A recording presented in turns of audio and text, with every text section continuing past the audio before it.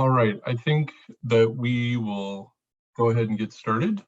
Welcome everyone. Thank you for joining us for our first panel of this annual summit. This is economic justice. Just as a reminder, this webinar is being recorded and we will make the recording available afterwards. For those of you who are new to the Maryland Center on Economic Policy, we are a nonprofit, nonpartisan think tank that believes that every Marylander should be able to achieve their full potential in a healthy economy that offers a widely shared and rising standard of living. And certainly our first panel, This is Worker Justice, is vital and central to that conversation. You'll hear panelists talk about why caring for workers means economic security and a possibility to thrive, why workers of all backgrounds are facing challenges, Black, Brown, Indigenous, and other Marylanders of color are more likely to, and why they are more likely to experience these barriers, how each of our panelists are centering racial equity and economic opportunity, and you'll hear about a recent win in Howard County around the county minimum wage. I want to also begin by thanking our sponsors, the Annie E. Casey Foundation, the Maryland State Education Association, the NAACP, Strong Future Maryland, and the University of Baltimore College of Public Affairs. Raquel is going to drop a sign-in link in the chat, and we are going to jump right into this conversation. So allow me to introduce our first panel, our moderator. Kyle Moore is an economist at the Program on Race, Ethnicity, and the Economy at the Economic Policy Institute. The Maryland Center on Economic Policy, or you might hear us abbreviate that as MEDCEP, frequently partners with EPI, the Economic Policy Institute, on issues affecting workers. Most recently, our paper outlining the benefits of raising the minimum wage in Howard County. Kyle's research focuses on the intersection between racial and economic disparities and health inequities. We are so excited for him to lead this conversation. Kyle? Thanks, Ben. And again, it's an honor to be here as the moderator. And I'm just going to get into it and introduce our panelists. And then afterwards, I'll give some brief framing remarks. So David Rodwin is an attorney in the Workplace Justice Project at the Public Justice Center. Nicole Hanson Mundell is the executive director of Out for Justice. And Christopher Meyer is the policy analyst at the Maryland Center on Economic Policy. Now, I've just given folks titles, but I'd like each person to tell us a little bit more about yourself, your work, and your experiences for 1 to 2 minutes. And we'll start with Dave. Great, thanks very much, Kyle and Ben, and good morning, everyone. Thanks for joining. So my name is Dave Rodwin. I'm an attorney at the Public Justice Center in Baltimore. I'm in our Workplace Justice Project. Broadly, we work for a right to work with dignity for workers in the state.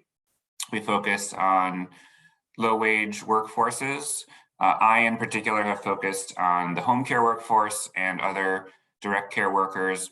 The way that sort of manifests is we do litigation on behalf of workers, mostly wage theft, but also some other related legal issues.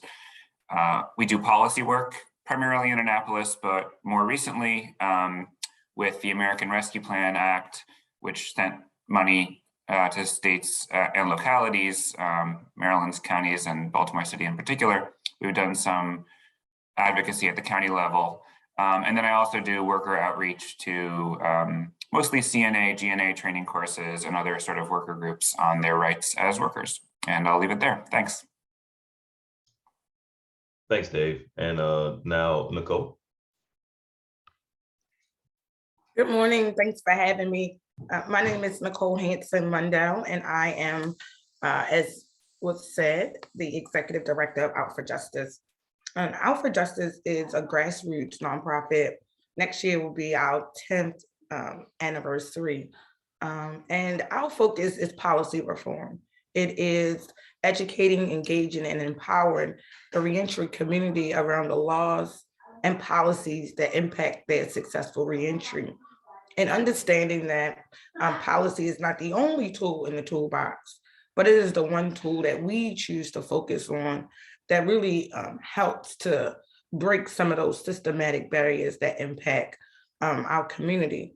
Over the years, we have engaged in things beyond policy reform, really helping individuals coming home from our prisons and jails navigate systems, right? We have to deal with systems every day, the social service system, the education system, the healthcare system, and all these systems. And so it is important for us to educate our constituency around how to navigate those systems. And then lastly, we operate a bail and legal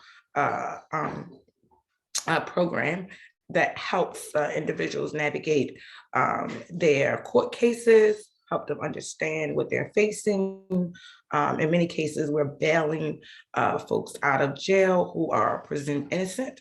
And we're also helping to pay the home monitoring fees of those individuals too, who are pre-trial. And so it is the policy reform coupled with the direct service and the rapid response and really helping individuals navigate their reentry, and then ensuring that they understand how to address some of these systematic barriers. And thank you. That's great. Thanks, Nicole. And then finally, Chris. Thank you, Kyle. Good morning, everyone. My name is Chris Meyer. I'm a research analyst here at the Maryland Center on Economic Policy. I joined the organization in 2016. I work in a pretty wide range of policy areas, but the three I do the most work on are public school finance, tax policy, and worker protections, which is not the only thing, but one of the things I'll be talking about today. As Ben mentioned, we recently had a big win in Howard County with the minimum wage increase. I did significant work on that. Looking forward to talking with everyone this morning. Great, thanks, Chris. And now before we start our panel discussion, I'm just going to open up with a few framing remarks, just talking about why centering racial equity and economic opportunity is important for us to be considering here today. So worker justice will always be an unattainable goal if we are not considering racial equity in our analysis. Racial equity and access to economic opportunity is of course important for reasons of basic fairness, but there are also more practical moral reasons why the pursuit of racial equity in the labor market is essential to our idea of justice. People's lives are often at stake. So racial inequities in the labor market are certainly not new.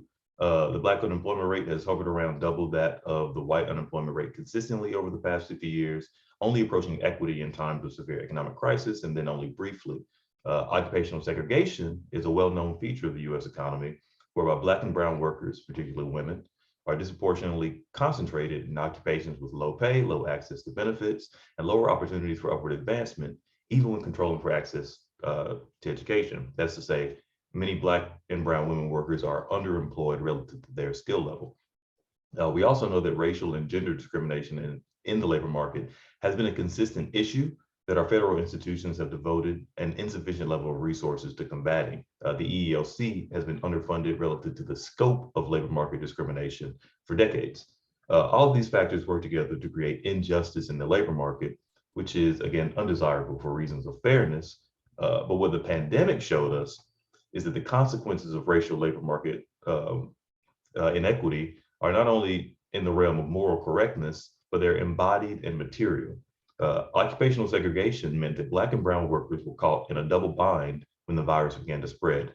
The service-related occupations in which they are disproportionately employed quickly became high-risk, low-reward jobs. That is, while pay, benefits, and job security are low, the risk of exposure to COVID was high.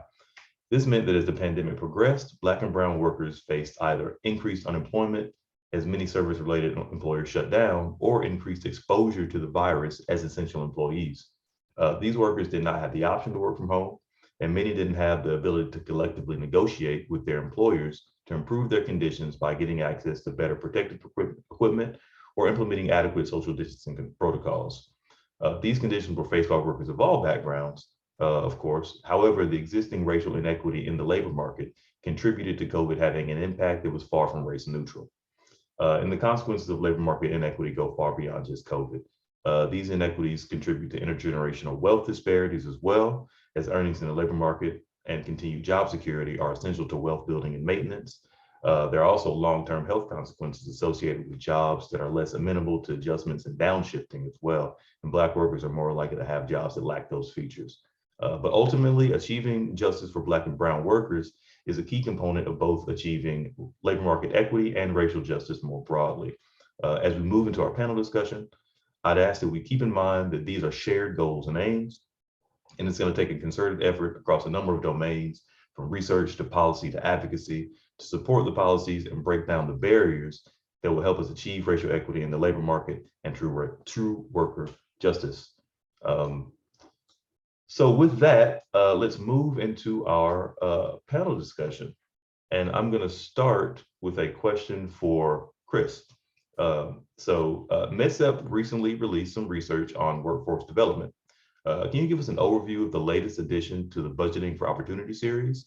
How can policy choices about workforce development advance worker justice? Thank you, Kyle.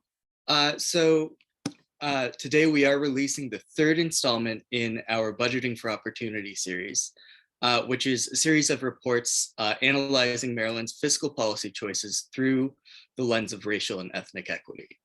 And this installment focuses on our investments in workforce development. If we want to advance justice through policy, the first step is to understand the world we currently live in. The basic outlines of injustice in our labor market shouldn't surprise anyone. I am also going to be repeating some of the points that Kyle made and drawing heavily on API's great work in the process. So over the last 5 years, Black workers in Maryland were on average about twice as likely as white workers to be unemployed. That means actively looking for a job, but unable to find one. There are wide gaps between typical hourly wages for white workers versus Black and Latinx workers, and between typical wages for men and women. And in Maryland, those wage gaps have been growing over the last decade or so. When you go beyond those basic outlines, you find that barriers to opportunity are stacked on top of one another.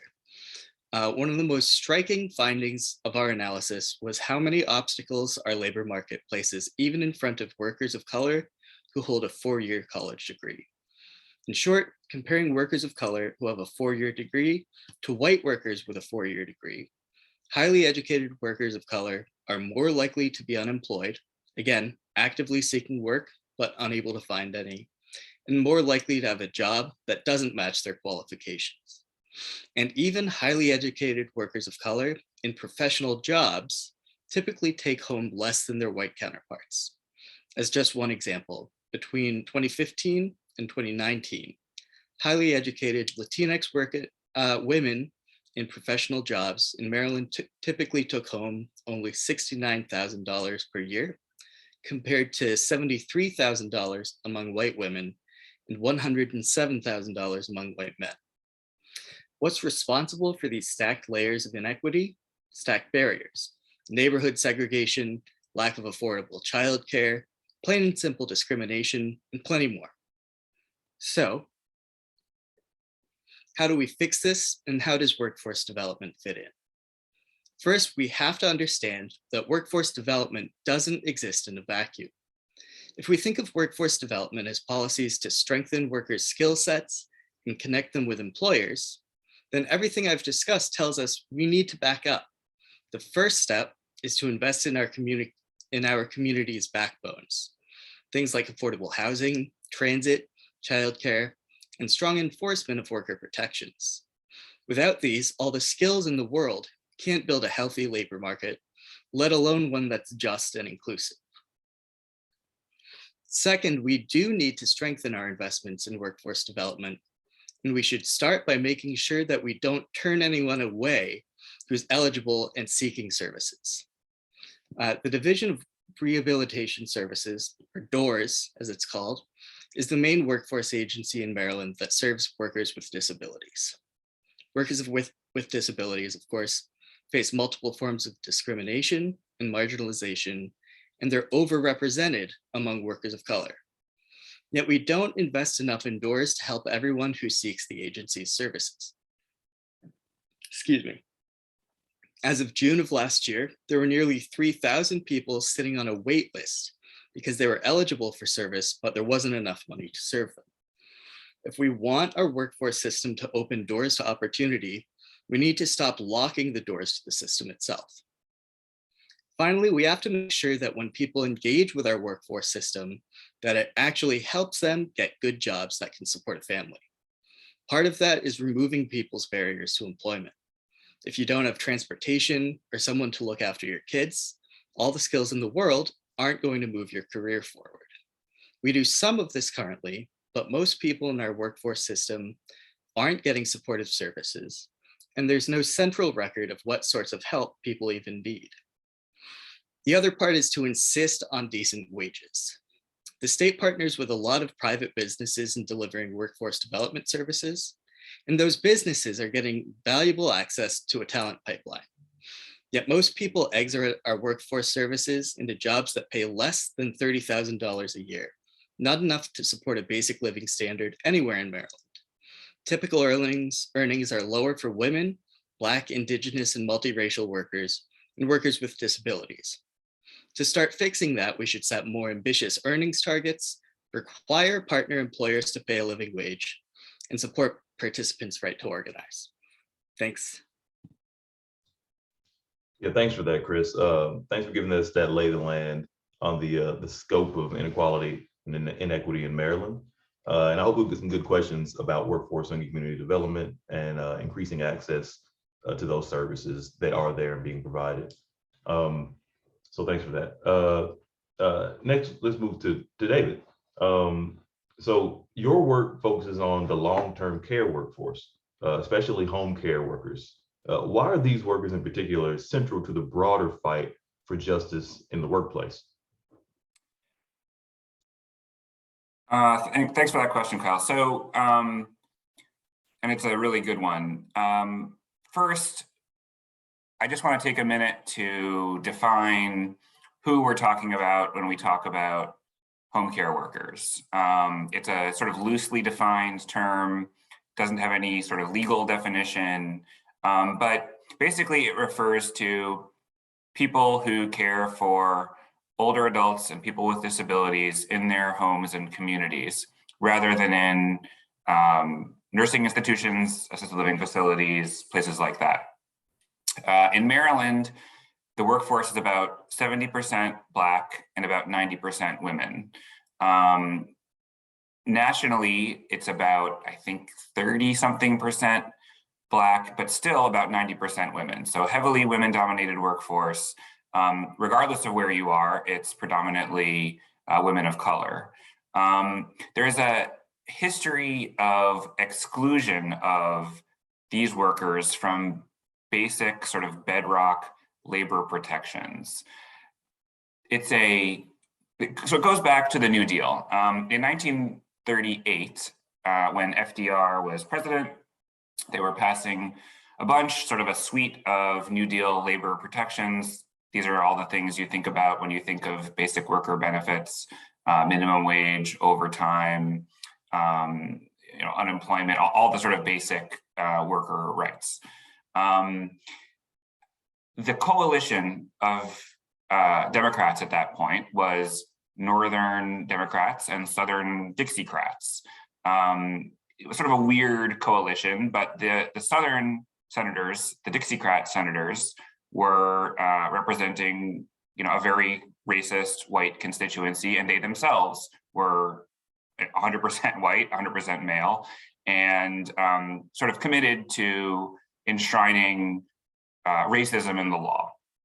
So the only way they could pass some of these basic New Deal protections was to put that racism into the law by excluding Black workers, excluding farm workers, and excluding domestic workers. So the Fair Labor Standards Act, for example, is one of a number of these laws that excluded a majority Black workforce from their coverage. That persisted over the decades. In 1974, as a result of a lot of organizing, the basic laws, generally speaking, provided some coverage to farm workers and domestic workers, but because of a quirk in the law, home care workers remained excluded until 2015, when the Obama Department of Labor finally reinterpreted the relevant provision to include home care workers. So this is like 6 years ago, okay?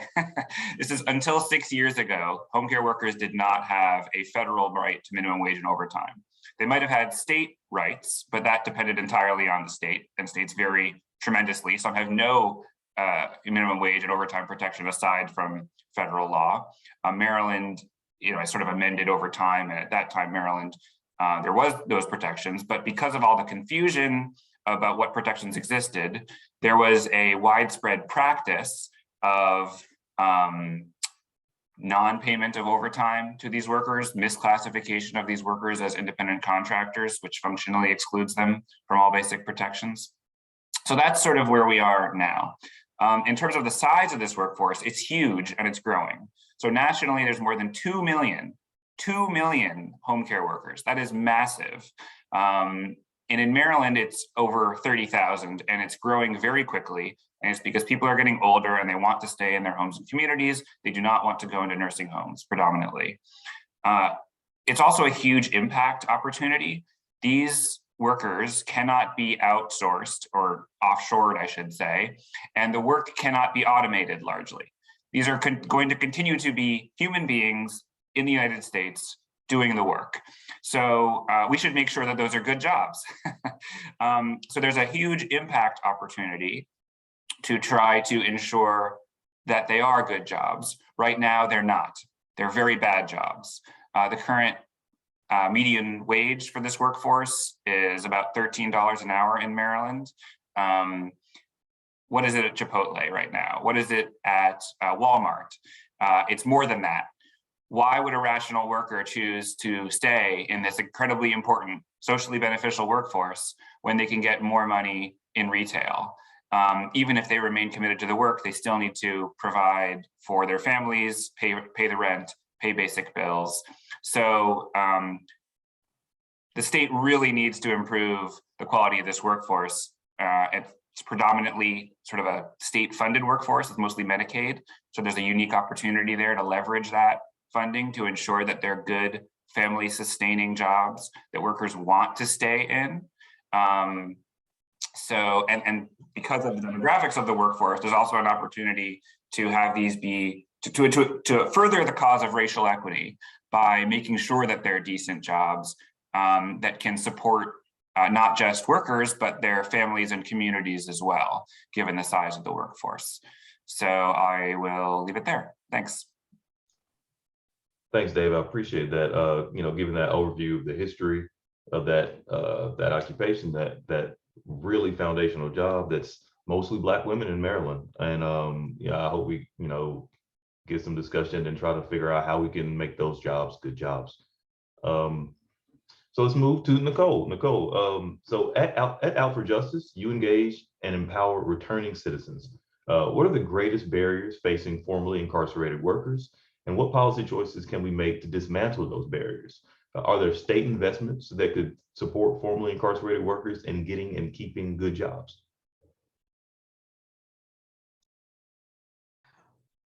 That's a heavy question, but when I hear those numbers about Black women and the rate of unemployment for the Black women, I can only imagine. As we know, the rate of incarceration has increased. The numbers just keep rising in terms of how women are impacted by the criminal legal system. And I can only imagine how many of those women that you talk about were formerly incarcerated. But we know that there are major issues, especially with women after release, right, from prison. There's these intersections between housing and access to transportation, reestablishing home and family life, including regaining legal and physical custody of their children and finding affordable housing, like I said, and just meeting some of these other basic needs, all while trying to gain employment that pays a significant income, right? From creating a social network and just women trying to fulfill all of these duties that the minute we are released, unlike men, the minute women are released from our prisons and jails, they have to go report to probation and parole. They gotta get custody of their children. They gotta maintain sobriety or recovery. They, all these things have to happen with women workers who are formerly incarcerated. And we know that the pandemic did not help formerly incarcerated women. I saw numbers talking about 27%, like that had increased. So if the unemployment rate impacted just regular people, we can only imagine how much it impacted formerly incarcerated people and formerly incarcerated workers. I have a few recommendations on what the state could do. Maryland especially, we had one, we just talked about the fact that Maryland is in a little over $2 billion surplus. Surely the creative minds of this state can begin to figure out how we invest those dollars in our most vulnerable people, because when you invest in people, the return is indefinite. Ensuring that individuals coming out of our prisons and jails have access to IDs, social security cards, that some of those basic things really helps when you're on your quest for employment. When you have to go to a job interview and you don't have your ID because you're still waiting for it in the mail, that makes it difficult. And we know that we supported Senate Bill 77 in 2020, led by Senator Ellis, that required the state agencies to work together with the Department of Corrections to ensure that our most vulnerable people coming out of our prisons and jails had access to those basic IDs. We know that somewhat 27,000 people, mostly Black, are driving on suspended licensing, when we know that most jobs for people and specifically in Baltimore, the commute is about an hour away. And so it is important that we have policies that ensure that people are, the insurance isn't overly high for folks, right? And that some of those things, I know another recommendation that, because for me, our population needs support before they come home, right? You can't wait till we get home and then, want to start helping us become these great workers or entrepreneurs. There needs to be a real effort. There needs to be funding that goes behind the walls, that allows organizations like Out for Justice and many of us who want to serve the reentry community to be able to go in and help our individuals create a reentry plan, so that when they do get out, they know what career path they want to go into. We have and lastly, we have a bill up this session, funding for the Women's Pre-Release Facility. How can we as Marylanders sit by and see women who are the primary caretakers of their families come out of these prisons and jails and not know to look left or right, not know what to do, but then we expect them to provide for their families and be productive citizens and not think about the easy way out. And so, the call is to invest the necessary dollars in a community-based pre-release facility that would ensure that women had access to 21st century jobs, that they're re-engaging with their families, that they are getting access to housing, that they are able to go back to college if they want to. So, we can go on and on about the barriers that formerly incarcerated people face, but those are some of the recommendations that I would make. immediate recommendations. No, thank you. I think that's powerful stuff. Like you said, investing in people does pay dividends. And I think it's just really important to think about the challenges that these returning women face just on top of trying to secure employment in a discriminatory labor market that's, already. And so just think about those basic services that are needed. And I hope people look into those bills and try to provide some support there where they can. Okay, let's kick it back to Chris. So again, MedSep recently advocated for strengthening minimum wages in Howard County. And just last week, we talked about Howard County Council passed it, giving 40,000 workers an opportunity to thrive. So tell us more about your research and why raising wages is important, not only for workers, but also for families and businesses. And yeah, EPI is definitely on board with this sort of question, but sure, but go ahead. Yeah. Excuse me. Thanks, Kyle. This is a big win for Howard County workers and communities and for the local economy. So what the law does, it accelerates the path to $15 so that low-wage workers in Howard County get raises sooner than those elsewhere in the state. It then keeps going and raises the local minimum wage to $16, reflecting the high cost of living in Howard County. Finally, and maybe most importantly, it indexes the minimum wage to inflation going forward, so that Howard County workers don't have to watch the purchasing power of their wages erode and wait for policymakers to do something about it.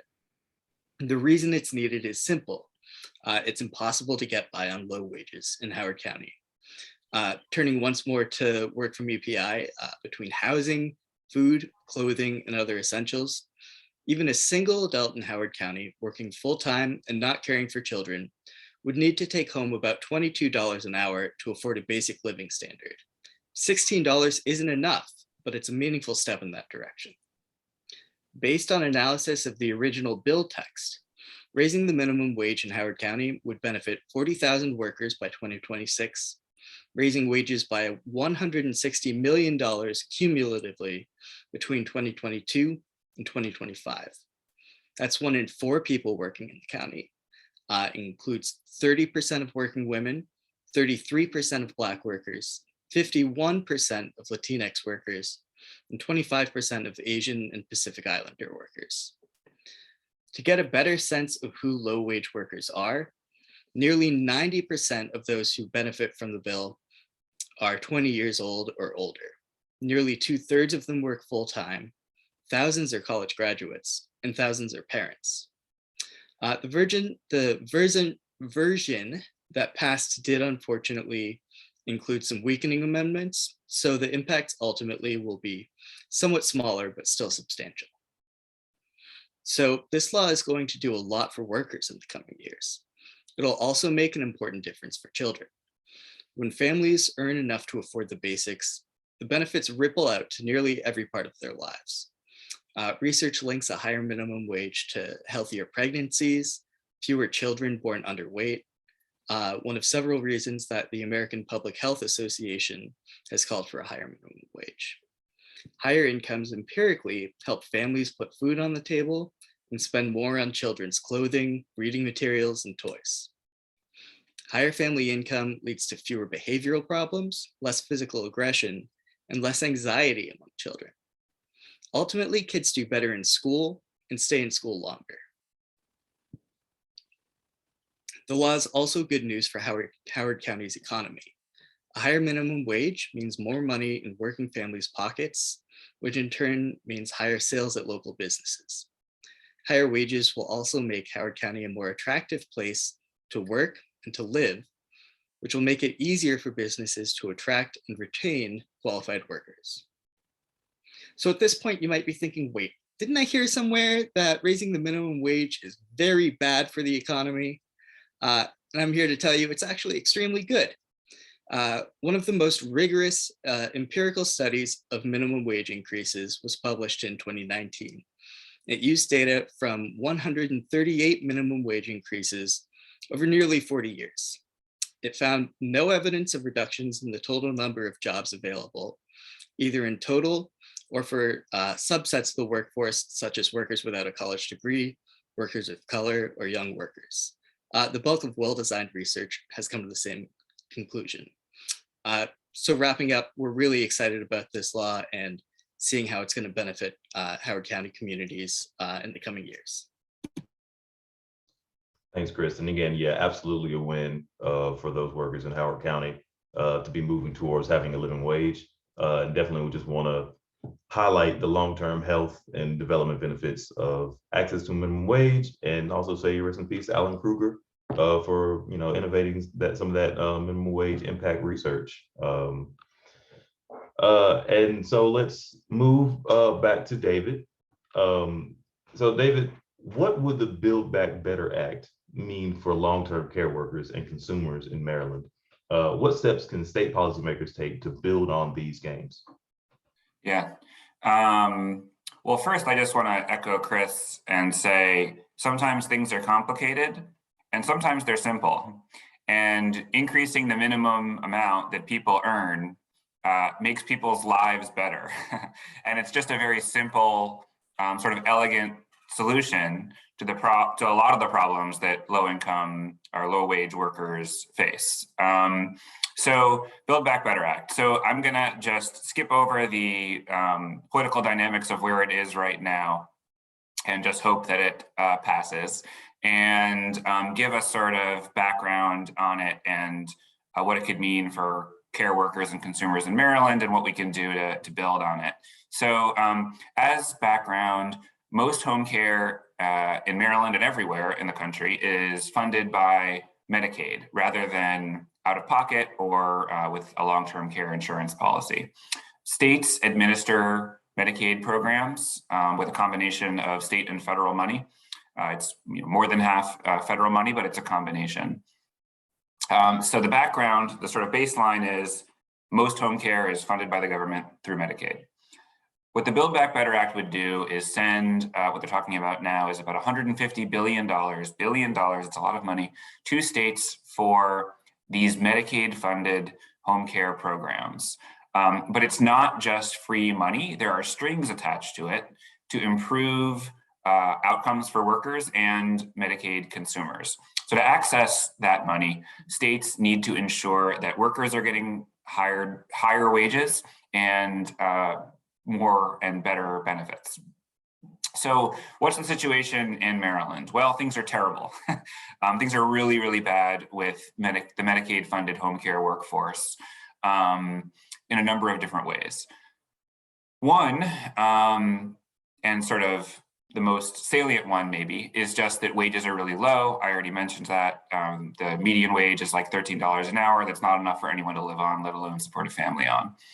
Two, sort of related to that, a lot of these Medicaid funded home care agencies misclassify home care workers as independent contractors.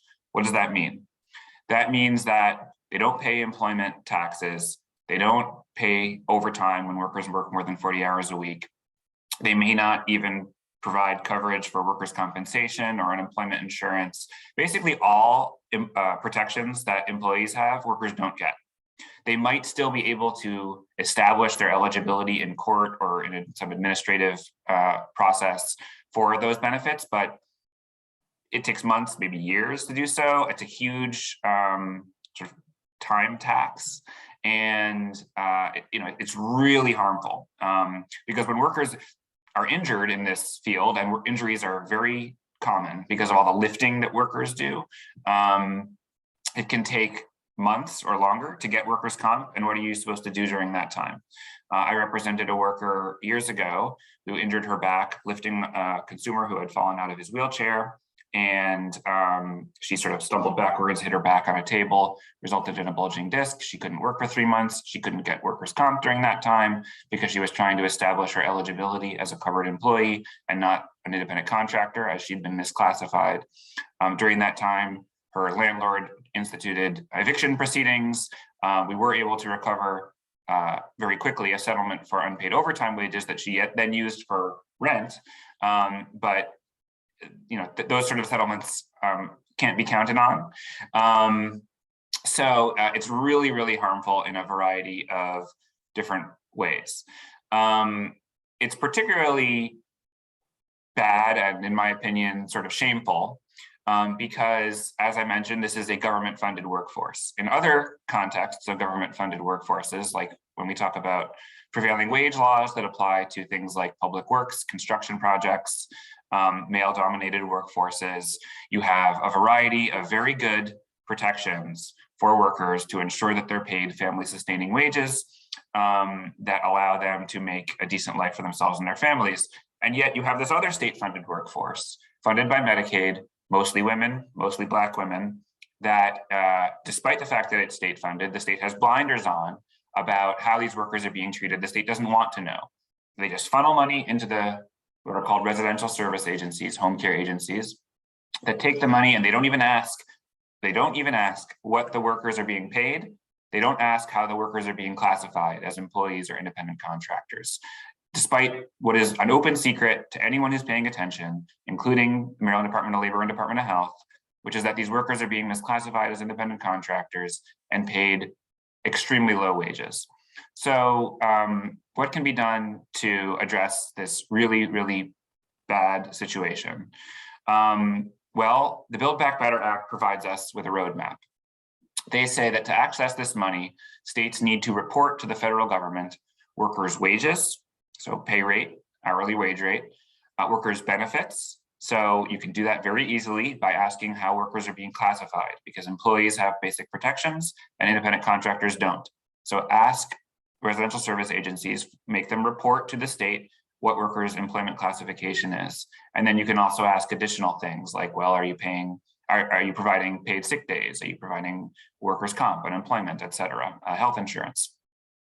And then in addition to that, to sort of basic data collection, Build Back Better Act says, well, you need to make sure that we're providing you this infusion of money, but you're not just going to send it to home care agencies. You have to actually make sure it reaches workers.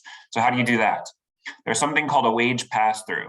A wage pass-through is when you increase the amount of money that you pay these state-funded home care agencies, but you require that a certain amount of it be passed through to workers. It's a wage pass-through, a pass-through of money through the home care agency to workers. Lots of states have done this. Many did so with the American Rescue Plan Act funds. Maryland didn't. We should do that now. I'll just leave it there, and then just to finally very quickly say, the third thing is proactive enforcement of wage laws by state and federal departments of labor. But Build Back Better Act gives us this model. We should do it now and not wait.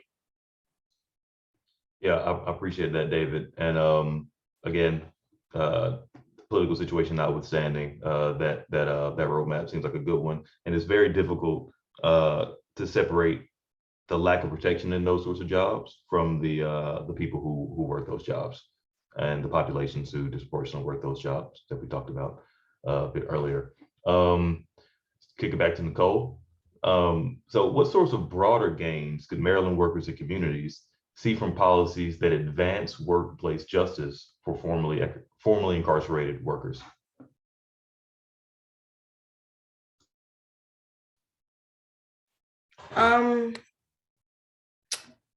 To be honest with you,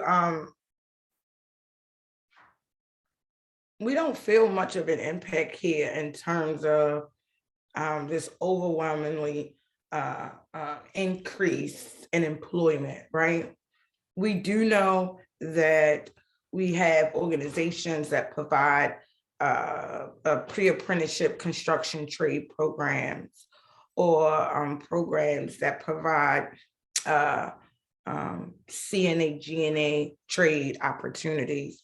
We know that we have programs that provide things like administrative training, right?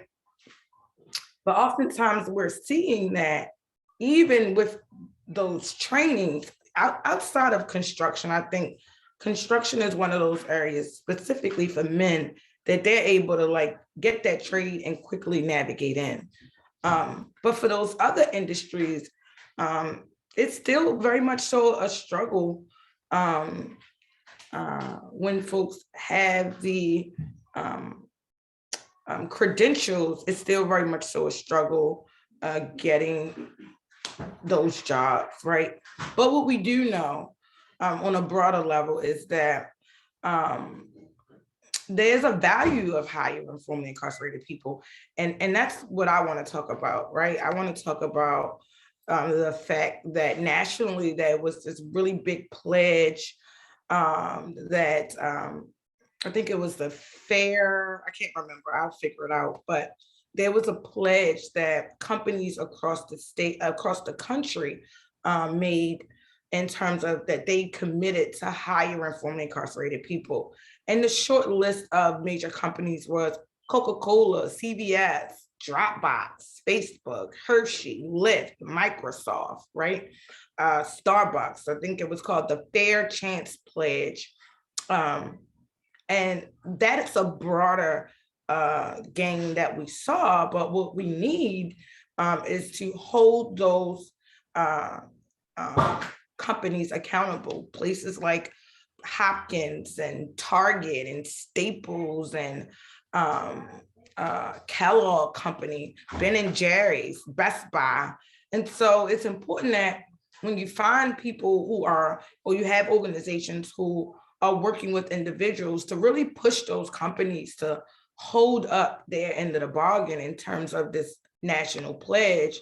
And then I'll just close on some of the benefits of hiring formerly incarcerated people, right? We know that the WOTC tax credit is unlimited. It does not limit how many people you can hire who are formerly incarcerated. We know that individuals coming out of specifically federal prisons, there's a lot of federal prisons who offer educational opportunities. So you know those individuals are coming out with some type of educational or vocational training.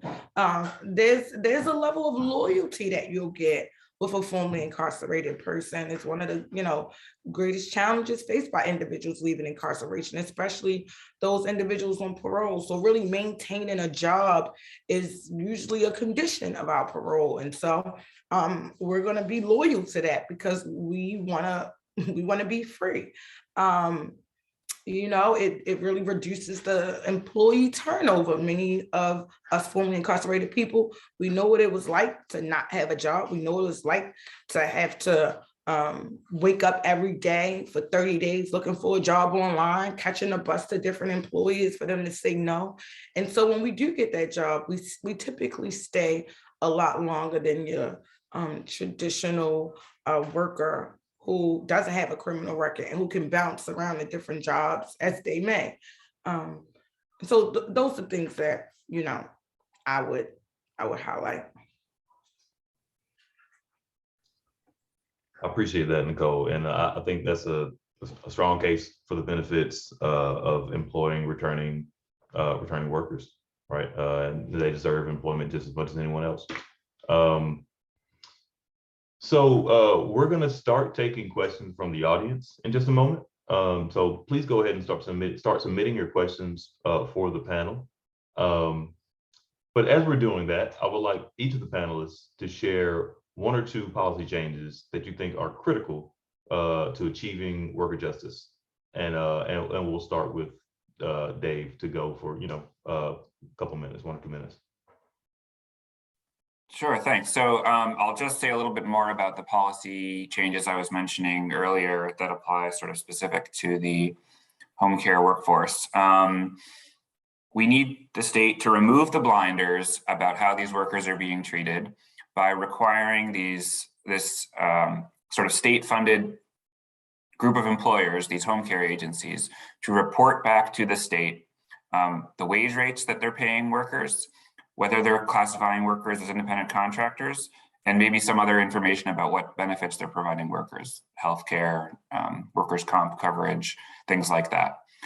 You can't make decent policy about a workforce if you sort of intentionally prevent yourself from seeing how the workers are being treated and rely on the nonprofit community to do surveys about how the workers are being paid and what their working conditions are. There's a very low reimbursement rate in Maryland. It's about $20.50 that goes to the home care agency. The home care agency takes that $20.50 and gives workers $13 or $12.50 even, or lower 12 from it. Relatedly, the state should increase the reimbursement rate, but require that a certain percentage of that increase go to workers. Other states have, and jurisdictions like DC, have reimbursement rates that are like $5 higher than Maryland's. There's really no reason why, with the budget surplus that Nicole mentioned earlier, you shouldn't invest in this workforce and ensure that these are decent jobs. It benefits consumers, Medicaid consumers. It ensures that they have better quality of care, better continuity of care. What that term refers to is you don't have a constantly rotating sort of group of workers that you have now with high turnover, which is really traumatic because these workers do things like assist with bathing, toileting, really intimate activities of daily living that allow people to remain independent in their homes and communities. When you have that turnover, it's traumatic. So let's have a stable workforce. The state can do it. It has all of the tools. It has the money. And a lot can be done to improve the quality of these jobs, which again, can be bedrock jobs for people, their families, and their communities. Thanks, Dave. Strong cases made throughout. Nicole, again, one or two policy changes that you think are critical to achieving worker justice?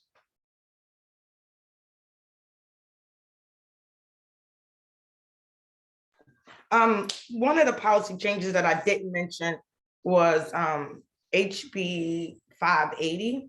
And that is a legislation that repeals license suspension for individuals on child support.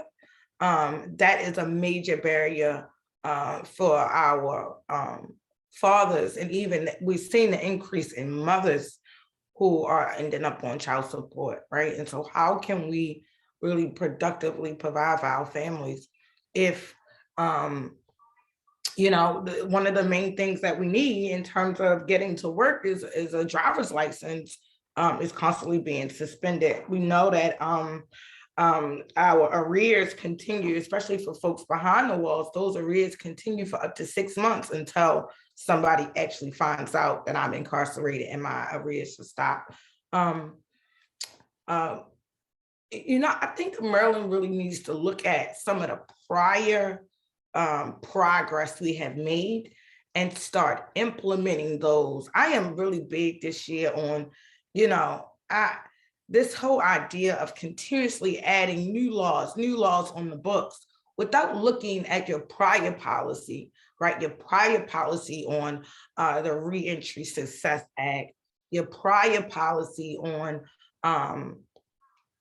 ensuring that we're not incarcerating people for minor infractions, and really start to implement the current policy that's on the books, ensuring that these state agencies are doing its job before we begin to add new recommendations. So, I would say again, fully funding women's pre-release. We have a little bit over $2 billion surplus. I'm sorry. There is no reason.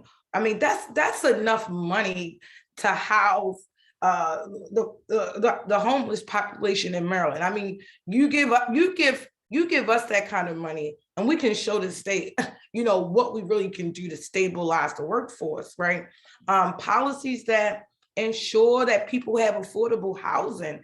Housing and work is like hand in hand. If I gotta sleep in my car every night, how do you expect me to get up and actually meet that employer's bottom line and have a smile on my face, right?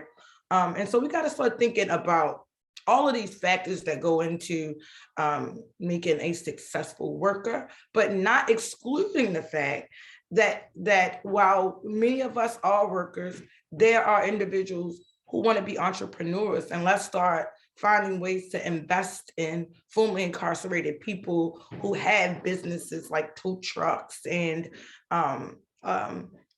different entrepreneurial opportunities as well. So I know this conversation is specific about workers, right? But I'm around a growing population of entrepreneurs and I'm around formerly incarcerated people who are thinking about creating businesses for themselves and their communities. And so I think that, I know that it's something that Maryland should also be investing in. I can't remember the bill, but a few years ago, there was a program that sought to put a specific amount of funding in helping formerly incarcerated people create their own business. And I think that's something that should be stimulated and looked into. So that's what I'll say. The Reentry Success Act, making sure that people coming out of our prisons and jails have all of their IDs coming out of those doors, have a medical assistance card, have what they need, but then also considering economic mobility for those individuals who choose to want to be entrepreneurs, and then those individuals who also want to go back and grab other formerly incarcerated people. And lastly, upholding that pledge, that national pledge that these big multi-billion-dollar companies made that said that they would hire formerly incarcerated people. Let's begin to ensure and track the data there and see if they're actually upholding that pledge that they committed to. Thanks, Nicole. And I think you mentioned housing, and I think folks who are interested will be, it'll be great if they checked out the next panel, which is This is Housing Justice, which I think might be today at 1 p.m. And finally, let's kick it back to Chris. Again, the prompt, just share one or two policy changes that you think are critical to achieving worker justice. So I'm going to go back once again to hammering home the need for strong investments in the foundations of Maryland communities, and in particular, investing in robust enforcement of worker protections. So there are three main agencies in Maryland that enforce worker protection laws. There's the Maryland Commission on Civil Rights, which enforces anti-discrimination laws. There's the Employment Standards Service, which focuses on wage and hour, paid leave, and so forth. And there's the Occupational Safety and Health Administration, which does both federal and state health and safety enforcement. Two of those three agencies, the Civil Rights Commission and MOSH, Health and Safety, have seen their funding and staff decline since the turn of the century. That's really bad news if you want to not get discriminated against in Maryland's labor market and not get injured or sick or die in the workplace or because of something that happened on the workplace. The other one, the Employment Standards Service, is the smallest of the three. It has grown in recent years, but its responsibilities have also grown with, for example, the minimum wage and paid sick days. So strengthening enforcement in all of those is a big step to make sure that when we put worker protections on the books, that actually helps workers and employers aren't able to essentially just skirt the law. Yeah, thanks for that, Chris. I appreciate that response for sure. And yeah, we should be investing in our state should be investing in fighting discrimination and building up that infrastructure. So thanks for that. Now, so we've got a few questions from the audience in the chat. And I'll start with one about misclassification. So the question is from Alice from Strong Future Maryland. The question is about misclassification, especially since it's something that affects workers across the wage spectrum and across industries. How do we raise more awareness about it? How big of a problem do we think it likely is in Maryland? I think this might be a question for Dave. Dave talked about this. Anyone else who wants to chime in on misclassification in Maryland? Yeah, it's a really big problem, and it's across low wage industries. It's not just home care. It's also a really big problem in construction, landscaping. I mean, there's sort of the paradigmatic, gig work economy stuff where there's disputes about whether workers are properly considered independent contractors or employees. I'm talking about like rideshare, Uber Eats, things like that, where there's often fights in the courts about whether workers are independent contractors or employees. But what I'm talking about here is where there is no real dispute. Workers are clearly employees, and there's just a practice of misclassifying them. So cleaning, janitorial, these are also examples of industries where there's a lot of misclassification. And what misclassification means is you're telling a worker, you're not my employee, you are your own business.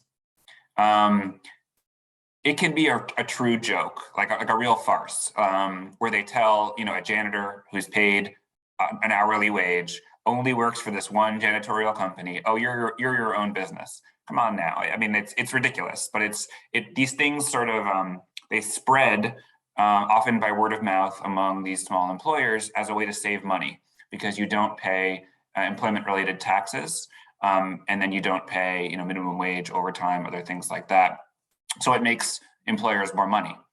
Generally speaking, employers, larger employers that have a lawyer on staff or retainer, are less likely to do this in my experience. Not exclusively, but I see. Dave, we lost your audio there, I think. Oh, can you hear me? Can others hear I me? can still hear you. Okay, all right, good. All right, so I'll just keep going, and maybe it's just on Kyle's end. So in any event, what can be done to fix it? So I'm articulating a problem of, in low wage industries, in predominantly sort of small to medium sized employers, where the problem in our experience at the PJC is most pronounced. So I think there's a few things. One, it's already been mentioned, greater enforcement. You need proactive industry targeted enforcement. So you need state agencies like the Maryland Department of Labor to focus on industries where the problem is bad, not just do what they're doing now, which is let's wait for a worker to complain, and then we'll sort of see what we do to resolve that worker's individual complaint. You need the agency to go out and affirmatively focus on industries where it's a known problem. Second, there's a real sort of, I'm just gonna copy and paste and put this in the chat. It's very easy to form a corporation in Maryland and in lots of places. An hour and a checkbook, and you can go to the Maryland State Department of Assessments and Taxation and form one. And then suddenly you've got a corporation and you can employ people through that corporate form. And the state does not undertake to provide any education at all of any kind to the people who form that corporation, or often just a person, about what obligations they have as an employer. So instead, it's just, well, it's on you to figure out what rules you need to follow. So just check out our website or Google it. That's really bad, because then you're just relying on word of mouth and employers to sort of figure things out on their own.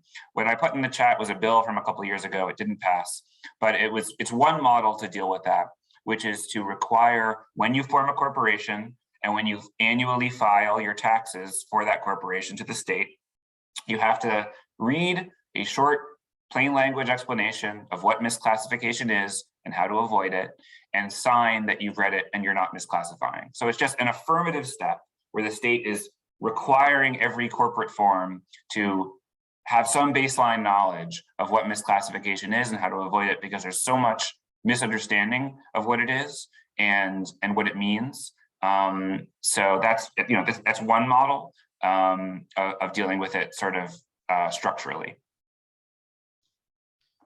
Yeah, thanks for that answer. Definitely part of a trend of trying to shift responsibility away from employers onto employees, onto individuals, and have them deal with whatever issues may come. And I think there are definitely ways that we can use policy to stop that tendency, right? And try to get some employers to take responsibility for the people that they actively employ in practice, right?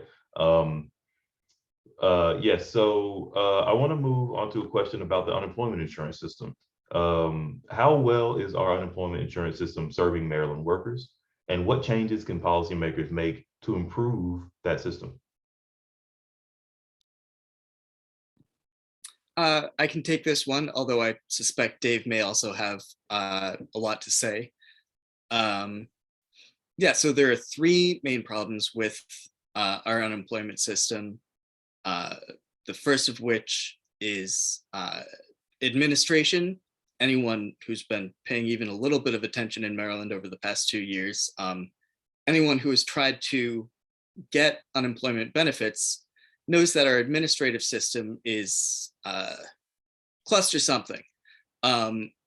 Thousands of workers are waiting months to get any benefits. They're being inaccurately accused of fraud. They're completely unable to even get in touch with the unemployment agency. A news organization actually tried calling, I believe, hourly the Division of Unemployment Insurance for a week, and they could not get anyone on the phone.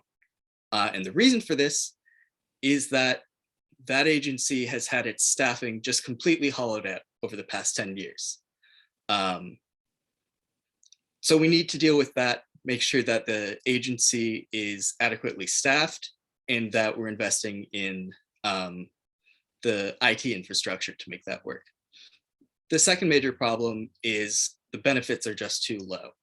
I don't have the number in my head at the moment, but pre-pandemic, median weekly benefits were something like $300. You can't live on that. So we need to increase the replacement rates and the cap on benefits to make sure, and the floor, to make sure that workers are actually able to survive while they're looking for a new job. And then finally, eligibility. Our eligibility rules are just completely out of step with the modern economy. App-based workers, self-employed workers, people with a lot of churn into and out of the labor market or low earnings aren't eligible for benefits at all. During the past couple years, the vast majority of people in Maryland who are getting unemployment benefits were getting them through the federal programs that expanded eligibility. When those went away, ironically on Labor Day, those people got completely cut out of benefits. So we need to update those eligibility rules. And Dave, I don't know if you have anything to share, add? I think those are great I have points. something to share. Go ahead, Nicole. As someone, I'm not, definitely not an expert on like Dave and Chris is, but I surely get and was getting a boatload of calls from the population I serve, echoing all of the things Chris mentioned. So if you didn't believe Chris, believe me, because all of the things that he just said, formerly incarcerated people were dealing with those things, especially those individuals who are not as tech savvy, right? And I mean, surely we need more staff. Surely they could be offices open in a safe way to accommodate people, because there is a great deal of people who just have said, forget it, who deserve unemployment, who have worked for years, but because they do not have the technical savvy to navigate that internet and navigate, all of these hoops and hooplas and emails and links that you got to click, you have a great deal of people who very well may deserve unemployment benefits, but are not even entertaining it at the moment because it's just way too difficult to navigate. And that's the piece I wanted to talk about, because during the pandemic, Alfred Justice wasn't able to close. We just did not have the luxury to close our office because we deal with individuals who are on the margins of society. And so oftentimes I had to open up my office specifically to allow people a laptop to apply for benefits. And I'm looking, and I like to consider myself a little smart up there. And I wasn't even really able to navigate these complex emails and what form you had to download. It's a mess. It's a mess. And so our recommendation is hire more staff, get some offices, some physical offices open so people can begin to have some in-person communication and show what they have. And so folks are not assuming who these people are over the phone when they do get them over the phone. And just, that was the exact point I was going to make, Nicole, about the technology issue.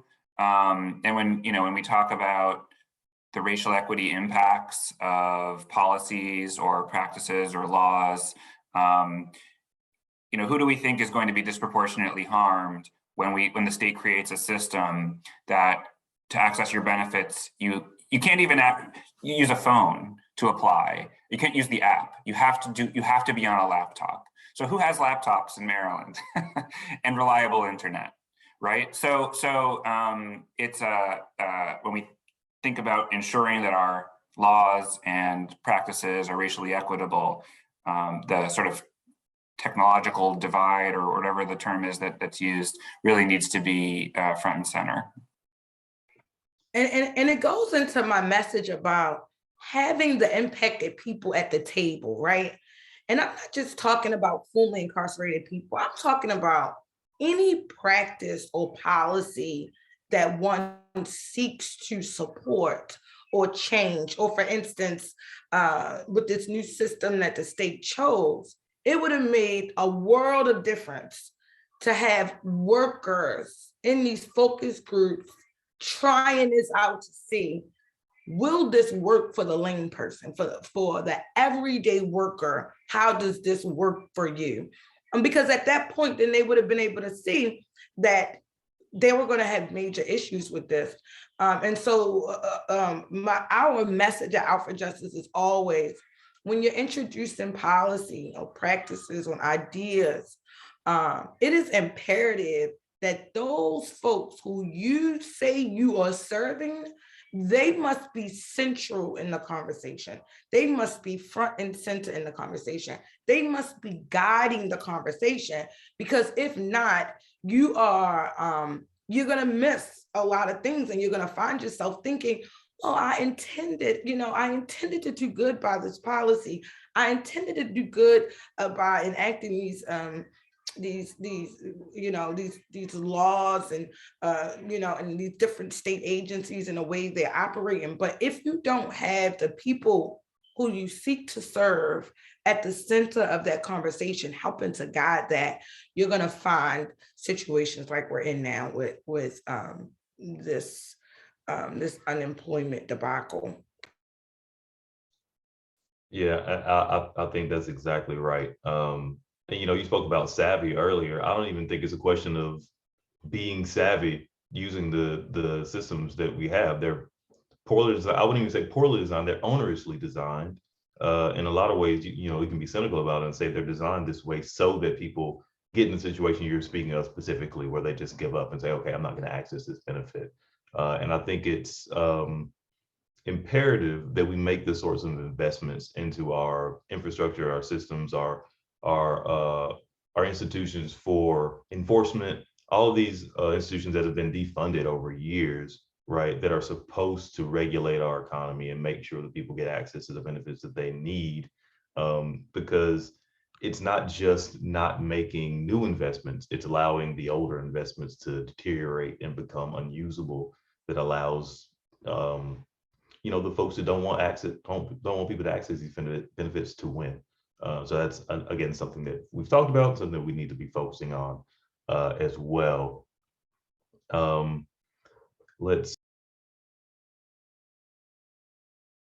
Sorry, I muted it. Maybe we get one more question in here to see. Let's see. Yeah, Nicole, I think you sort of spoke to this at the end of your comments just now, but the question that says, can you speak more about your philosophy to center and empower those with criminal records to lead policy reform? How can others center the people, and I guess this latter part of this question can apply to everyone, how can others center the people most impacted by policy changes in their work?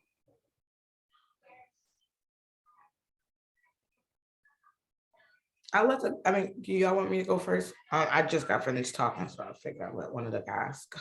Right, sure, that makes sense. Dave, Chris, how can others center the people most impacted by policy changes in their work?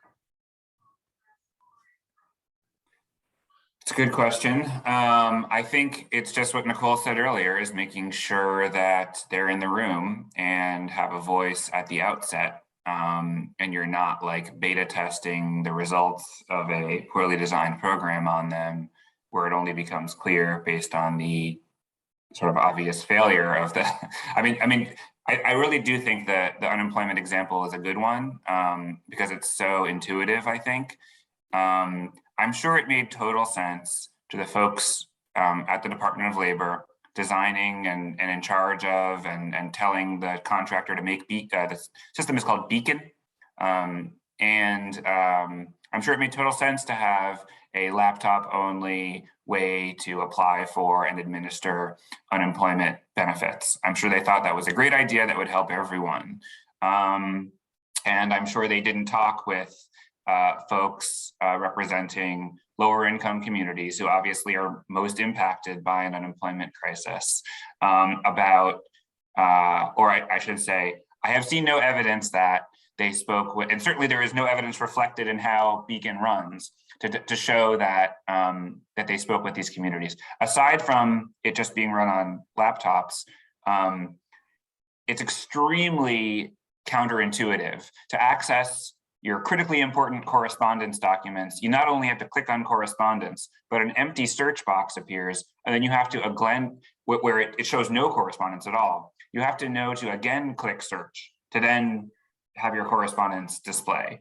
It's really difficult. So I think you just always, just to echo Nicole once again, you want to talk to people who are going to be using or who will be affected by whatever the policy or program is that you're dealing with.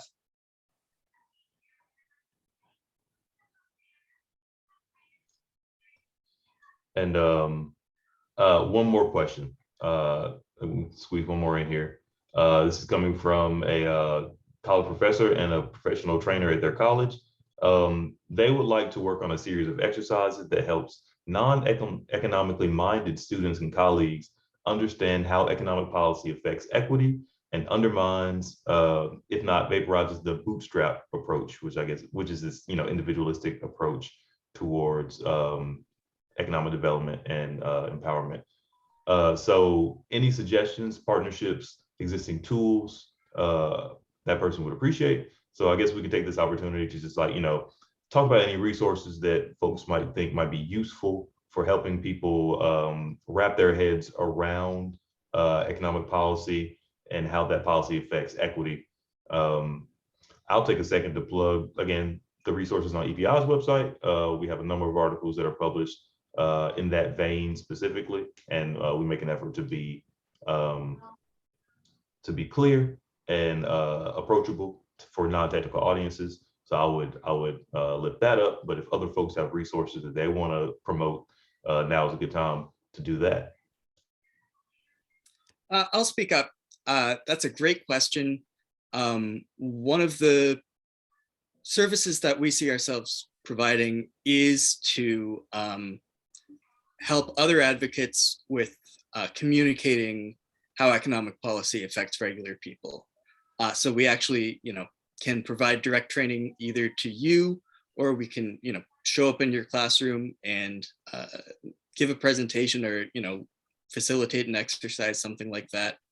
So we definitely like to make ourselves available as a resource. We also try, maybe don't always succeed, but people other than me make it a lot better to have the resources we put on our website really easily communicable to non-expert audiences, but we're definitely happy to be a resource to you.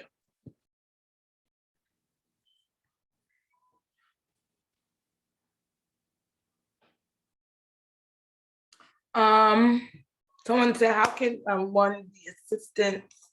How can individuals be of assistance to Out for Justice and other organizations? Volunteer, give your time. Out for Justice is a grassroots org. While our funding has increased over the years, we are grossly underfunded compared to the work that we do. And a part of that work that we do is holding systems accountable. And so We need people to just commit their time once a month. First, sign up to become a member on our website. And 2, attend our membership meetings. And 3, let us know what you like to do. We hate to assign volunteer duties to folks. We want to know what you do well, right? Where are you good administratively? Are you good phone banking? Are you good? What are the things that you're good at? And let's find those things that you're good at to apply to the organization. So that was a question I saw that I wanted to make sure I answered. Well, that is great. And I hope folks take that opportunity and reach out to Out for Justice and the other organizations here to get more access to resources and volunteer their time. And, because this is a collective effort.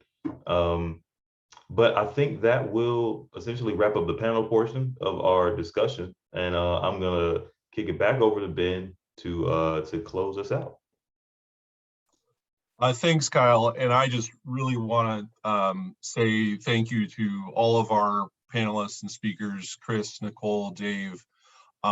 This has been a really interesting conversation, and I really appreciate the information and to-dos that you've given us and inspired us with. As Kyle mentioned, this is the first in a series of conversations we're having this week. The next panel will be this afternoon on housing policy. We're calling it This is Housing Justice. It starts at 1 o'clock. I think you should be still able to register for that if you haven't done so already. And then on Saturday, we're having a final conversation around the intersection of tax policy and racial equity.